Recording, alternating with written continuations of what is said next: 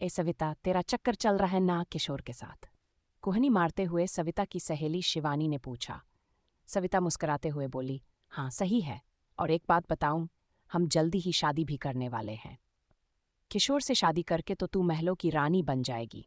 अच्छा वह सब छोड़, देख उधर तेरा आशिक मनीष कैसे तुझे हसरत भरी नजरों से देख रहा है। शिवानी ने तो मजाक किया था, क्योंकि वह जानती थी कि मनीष को देखना तो क्या, सविता उसका नाम भी सुनना तक पसंद नहीं करती। सविता चिढ़ उठी। वह कहने लगी, तू जानती है कि मनीष मुझे जरा भी नहीं भाता, फिर भी तू क्यों मुझे उसके साथ जोड़ती रहती है? अरे पगली, मैं तो मजाक कर रही थी। और तू है कि अच्छा, अब से नहीं करूंगी। बस, अपने दोनों कान पकड़ते हुए शिवानी बोली। पक्का ना? अपनी आंखें तरेरते हुए सविता बोली, कहाँ मेरा किशोर इतना पैसे वाला और हैंडसम, और कहाँ ये निठल्ला मनीष। सच कहती हूँ शिवानी, इसे देखकर मुझे घिन आती है। संतोष चाची खटमर कर कमाती रहती हैं और ये कम कोड़ी मनीष गांव के चौराहे पर बैठकर पान खैनी चबाता रहता है। बोझ है ये धरती पर। चुप चुप, देख, संतोष मौसी इधर ही आ रही हैं। अगर उनके कान में अपने बेटे के खिलाफ एक भी बात पड़ गई ना, तो समझ ले हमारी खैर नहीं। शिवानी बोली। सविता बोली, पता है मुझे, यही वजह है कि ये मनीष निठला रह गया। संतोष की जान अपने बेटे मनीष में ही बसती थी। दोनों माँ बेटा ही एक दूसरे का सहारा थे। मनीष जब 30 साल का था तभी उसके पिता चल बसे थे। सिलाई कढ़ाई का काम करके किसी तरह संतोष ने अपने बेकों को पाल पोस कर बड़ा किया था। संतोष के लाड़ प्यार में मनीष इतना आलसी और निकम्मा बनता जा रहा था कि न तो उसका पढ़ाई लिखाई में मन लगता था और न ही किसी काम में। बस गांव के लड़कों के साथ बैठकर हंसी मजाक करने में ही उसे मजा आता था। लेकिन मनीष अपनी माँ से प्यार बहुत करता था और यही संतोष के लिए काफी था। गांव के लोग मनीष के बारे में कुछ ना कुछ बोल ही देते थे, जिसे सुनकर संतोष आगबुला हो जाती थी। एक दिन संतोष की एक पड़ोसन ने सिर्फ इतना ही कहा था, अब इस उम्र में अपनी देह कितना खटाएगी संतोष, बेटे को बोल कि कुछ कमाए धमाए। कल को उसकी शादी होगी, फिर बच्चे भी होंगे, तो क्या जिंदगी भर तू ही उसके परिवार को संभालती रहेगी? यह तो सोच कि अगर तेरा बेटा कुछ कमाएगा धमाएगा नहीं, तो कौन देगा उसे अपनी बेटी? संतोष कहने लगी, मैं हूं अभी अपने बेटे के लिए, तुम्हें ज्यादा चिंता करने की जरूरत नहीं है, समझी? बड़ी आई मेरे बेटे के बारे में सोचने वाली। देखना, इतनी सुंदर बहू लाऊंगी उसके लिए कि तुम सब जलकर खाक हो जाओगे। सविता के पिता रामगोपाल डाकिया थे। घर घर जाकर चिट्ठियां बांटना उनका काम था, पर वे अपनी दोनों बेटियों को पढ़ा लिखा कर काबिल बनाना चाहते थे। उनकी दोनों बेटियां थीं भी पढ़ने में होशियार, लेकिन उन्हें ये पता नहीं था कि उनकी बड़ी बेटी सविता किशोर नाम के एक लड़के से प्यार करती है और वह उससे शादी के सपने भी देखने लगी है। यह सच था कि सविता किशोर से प्यार करती थी, पर किशोर उससे नहीं बल्कि उसके जिस्म से प्यार करता था। वह अक्सर यह कहकर सविता के साथ जिस्मानी संबंध बनाने की जिद करता कि जल्द ही वह अपने माँ बाप से दोनों की शादी की बात करेगा। नादान सविता ने उसकी बातों में आकर अपना तन उसे सौंप दिया। जवानी के जोश में आकर दोनों ने यह नहीं सोचा कि इसका नतीजा कितना बुरा हो सकता है, और हुआ भी। जब सविता को पता चला कि वह किशोर चोर के बच्चे की मां बनने वाली है, जब सविता ने यह बात किशोर को बताई और शादी करने को कहा, तो वह कहने लगा, क्या मैं तुम्हें बेवकूफ़ दिखता हूँ जो चली आई ये बताने कि तुम्हारे पेट में मेरा बच्चा है? अरे जब तुम मेरे साथ सो सकती हो तो ना जाने और कितनों के साथ सोती होगी। यह उन्हीं में से एक का बच्चा होगा। सविता के पेट से होने का घर में पता लगते ही कोहराम मच गया। अपनी इज्जत और सविता के भविष्य की खातिर उसे शहर ले जाकर घर वालों ने बच गिरवा दिया और जल्द से जल्द कोई लड़का देखकर उसकी शादी करने का विचार कर लिया। एक अच्छा लड़का मिलते ही घर वालों ने सविता की शादी तय कर दी, लेकिन ऐसी बातें कहीं छिपती हैं भला। अभी शादी के फेरे होने बाकी थे कि लड़के के पिता ने ऊंची आवाज में कहा, बंद करो, अब नहीं होगी ये शादी। शादी में आए मेहमान और गांव के लोग हैरान रह गए। जब सारी बात का खुलासा हुआ तो सारे गांव वाले सविता पर थू थू करके वहां से चले गए। सविता की मां तो गश खाकर गिर पड़ी थीं। रामगोपाल अपना सिर पीटते हुए कहने लगे, अब क्या होगा? क्या मुंह दिखाएंगे हम गांव वालों को? कहीं मुंह दिखाने लायक नहीं छोड़ा इस लड़की ने हमें। बताओ अब कौन हाथ थामेगा इसका? मैं थामूंगा सविता का हाथ। अचानक किसी के मुंह से यह सुनकर रामगोपाल ने अचकचा कर पीछे मुड़कर देखा तो मनीष अपनी माँ के साथ खड़ा था। मनीष, तुम? रामगोपाल ने बड़ी हैरानी से पूछा। संतोष कहने लगी, हाँ भाई साहब, आपने सही सुना है। मैं आपकी बेटी को अपने घर की बहू बनाना चाहती हूँ, और वह इसलिए कि मेरा मनीष आपकी बेटी से प्यार करता है। रामगोपाल और उनकी पत्नी को चुप और सहमा हुआ देखकर संतोष आगे कहने लगी, ना ना, आप गांव वालों की चिंता ना करो, क्योंकि मेरे लिए मेरे बेटे की खुशी सबसे ऊपर है। बाकी लोग क्या सोचेंगे, क्या कहेंगे, उससे मुझे कोई फर्क नहीं पड़ता है। अब अंधे को क्या चाहिए, दो आंखें ही ना। उसी मंडप में सविता और मनीष का ब्याह हो गया। जिस मनीष को देखकर सविता को उबकाई आती थी, उसे देखना तो क्या, वह उसका नाम तक सुनना पसंद नहीं करती थी। आज वही मनीष उसकी मांग का सिंदूर बन गया। सविता को तो अपनी सुहागरात एक काली रात की तरह दिख रही थी।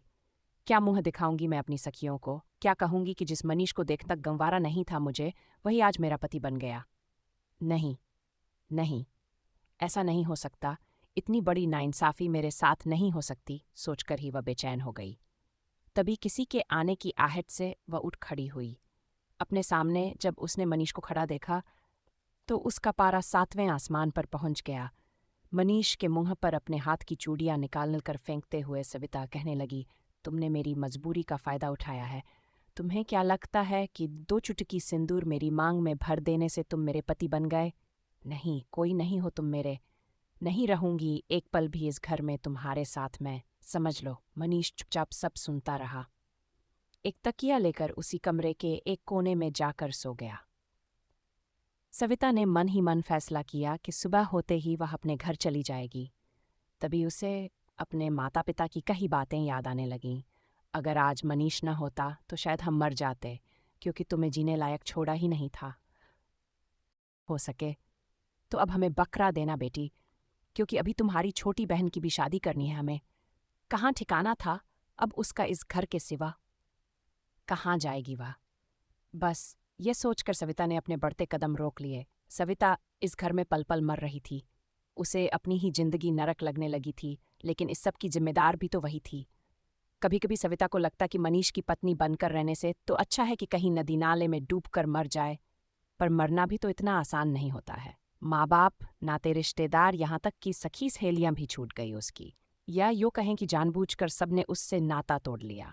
बस जिंदगी कट रही थी उसकी। सविता को उदास और सहमा हुआ देखकर हंसने मुस्कुराने वाला मनीष भी उदास हो जाता था। वह सविता को खुश रखना चाहता था, पर उसे देखते ही वह ऐसे चिल्लाने लगती थी जैसे कोई भूत देख लिया हो। इस घर में रहकर ना तो वह एक बहू का फर्ज निभा रही थी और ना ही पत्नी धर्म। उसने शादी के दूसरे दिन ही अपनी मांग का सिंदूर पोंछ लिया था। शादी हुए कई महीने बीत चुके थे, पर इतने महीनों में ना तो सविता के माता पिता ने उसकी कोई खैर खबर ली और ना ही कभी उससे मिलने आए। क्या क्या सोच रखा था सविता ने अपने भविष्य को लेकर, पर पल भर में सब चकनाचूर हो गया था। शादी के इतने महीनों के बाद भी भले ही सविता ने प्यार से मेरी तरफ एक बार भी ना देखा हो, पर पत्नी तो वह मेरी ही है ना, और यही बात मेरे लिए काफ़ी है। यही सोच सोच कर मनीष खुश होता था। एक दिन ना तो संतोष घर पर थी और ही मनीष, तभी किशोर वहां अधमका। उसे यो अचानक अपने घर आया देख सविता हैरान रह गई। वह गुस्से से तमतमाते हुए बोली, तुम्हारी हिम्मत कैसे हुई यहाँ आने की? किशोर कहने लगा, अब इतना भी क्या गुस्सा? मैं तो ये देखने आया था कि तुम मनीष के साथ कितनी खुश हो। वैसे तुम मुझे शाबाशी दे सकती हो। अरे, ऐसे क्या देख रही हो? सच ही तो कह रहा हूं कि आज मेरी वजह से ही तुम यहाँ इस घर में हो। सविता हैरानी से बोली, तुम्हारी वजह से? क्या मतलब? अरे, मैंने ही तो लड़के वालों को हमारे संबंधों के बारे में बताया था, और ये भी कि तुम मेरे बच्चे की माँ भी बनने वाली हो। सही नहीं किया क्या मैंने?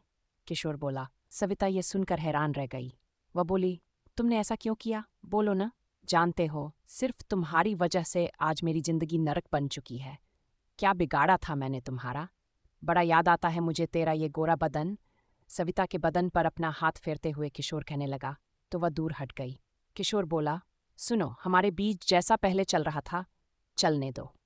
सविता ने पूछा, हमारा जिस्मानी संबंध और क्या? मैं जानता हूं कि तुम मुझसे नाराज हो, पर मैं हर लड़की से शादी तो नहीं कर सकता ना? किशोर बड़ी बेशर्मी से बोला, मतलब तुम्हारा संबंध कियों के साथ रह चुका है? छोड़ो वे सब पुरानी बातें। चलो फिर से हम जिंदगी के मजे लेते हैं। वैसे भी अब तो तुम्हारी शादी हो चुकी है, इसलिए किसी को हम पर शक भी नहीं होगा, कहता हुआ हद पार कर रहा था किशोर। सविता ने किशोर के गाल पर एक जोर का तमाचा दे मारा और कहने लगी, क्या तुमने मुझे धंधे वाली समझ रखा है? माना कि मुझसे गलती हो गई तुम्हें पहचानने में, पर मैंने तुमसे प्यार किया था और तुमने क्या किया? अरे, तुमसे अच्छा तो मनीष निकला, क्योंकि उसने मुझे और मेरे परिवार को दुनिया की रुसवाइयों से बचाया। जाओ यहाँ से, निकल जाओ मेरे घर से, नहीं तो मैं पुलिस को बुलाती हूँ, कहकर सविता घर से बाहर जाने लगी। तभी किशोर ने उसका हाथ अपनी जोर से खींचा। तेरी ये मजाल कि तू मुझ पर हाथ उठाए। पुलिस को बुलाएगी? अभी बताता हूँ, कहकर उसने सविता को जमीन पर पटक दिया और खुद उसके ऊपर चढ़ गया। खुद को लाचार पाकर सविता डर गई। उसने किशोर की पकड़ से खुद को छुड़ाने की पूरी कोशिश की, पर हार गई। मिन्नतें करते हुए वह कहने लगी, मुझे छोड़ दो, ऐसा मत करो। पर किशोर तो अब हैवानियत पर उतारू हो चुका था। तभी अपनी पीठ पर भारी भरकम मुक्का पड़ने से वह चौंक उठा। पलट कर देखा तो सामने मनीष खड़ा था। तू? मनीष बोला। किशोर हंसते हुए कहने लगा, नामर्द कहीं के, चल हट। इतना कहकर वह फिर सविता की तरफ लपका। इस बार मनीष ने उसके मुंह पर एक ऐसा जोर का मुक्का मारा कि उसका होंठ फट गया और खून निकल आया। अपने बहते खून को देख किशोर तमतमा गया और बोला, तेरी इतनी मजाल कि तू मुझे मारे, कहकर उसने अपनी पिस्तौल निकाल ली और तान दी सविता पर। किशोर बोला, आज तो इसके साथ मैं ही अपनी रातें रंगीन करूंगा। पिस्तौल देखकर सविता की सिट्टी पिट्टी गुम हो गई। मनीष भी दंग रह गया। वह कुछ देर रुका, फिर फुर्ती से ये कह किशोर की तरफ लपका, तेरी इतनी हिम्मत कि तू मेरी पत्नी पर गोली चलाए। पर तब तक तो गोली पिस्तौल से निकल चुकी थी, जो मनीष के पेट में जा लगी। मनीष के घर लड़ाई झगड़ा होते देखकर शायद किसी ने पुलिस को बुला लिया था। किशोर वहां से भागता, उससे पहले ही वह पुलिस के हत्थे चढ़ गया। खून से लथपथ मनीष को तुरंत गांव वालों ने अस्पताल पहुंचाया। घंटों ऑपरेशन चला। डॉक्टर ने कहा, गोली तो निकाल दी गई है, लेकिन जब तक मरीज को होश नहीं आ जाता कुछ कहा नहीं जा सकता। संतोष का रो रो कर बुरा हाल था। गांव की औरतें उसे हिम्मत दे रही थी, पर वे ये भी बोलने से नहीं चूक रही थी कि मनीष की इस हालत की जिम्मेदार सविता है। सच ही तो कह रहे हैं सब, मनीष की इस हालत की जिम्मेदार सिर्फ मैं ही हूं। जिस मनीष से मैं हमेशा नफरत करती रही, आज उसी ने अपनी जान पर खेलकर मेरी जान बचाई। अपने मन में ही बातें कर रही थी सविता। तभी नर्स ने आकर बताया कि मनीष को होश आ गया है। मनीष के पास जाते देख संतोष ने सविता का हाथ पकड़ लिया और कहने लगी, नहीं, तुम अंदर नहीं जाओगी। आज तुम्हारी वजह से ही मेरा बेटा यहाँ पड़ा है। तू मेरे बेटे के लिए काला साया है। गलती हो गई मुझसे, जो मैंने तुझे अपने बेटे के लिए चुना। आप सविता है ना? तभी नर्स ने आकर पूछा। डबडबाई आंखों से वह बोली, जी मैं ही हूं। अंदर जाए, मरीज आपको पूछ रहे हैं। नर्स के कहने से सविता चली तो गई, पर सास संतोष के डर से वह दूर खड़ी मनीष को देखने लगी। उसकी ऐसी हालत देख वह रो पड़ी। मनीष की नजरें, जो कब से सविता को ही ढूंढ रही थीं, देखते ही इशारों से उसे अपने पास बुलाया और धीरे से बोला, कैसी हो सविता? अपने आंसू पोंछते हुए सविता कहने लगी, क्यों तुमने मेरी खातिर खुद को जोखिम में डाला मनीष? मर जाने दिया होता मुझे। बोलो ना, किस लिए मुझे बचाया? कहकर वह वहां से जाने को पलटी ही थी कि मनीष ने उसका हाथ पकड़ लिया और बड़े गौर से उसकी मांग में लगे सिंदूर को देखने लगा। हाँ मनीष, ये सिंदूर मैंने तुम्हारे ही नाम का लगाया है। आज से मैं सिर्फ और सिर्फ तुम्हारी हूं, कहकर वह मनीष से लिपट गई। तो दोस्तों, वीडियो अच्छी लगी हो तो चैनल को सब्सक्राइब जरूर करें। मिलते हैं अगली वीडियो में, तब तक के लिए love you and take care.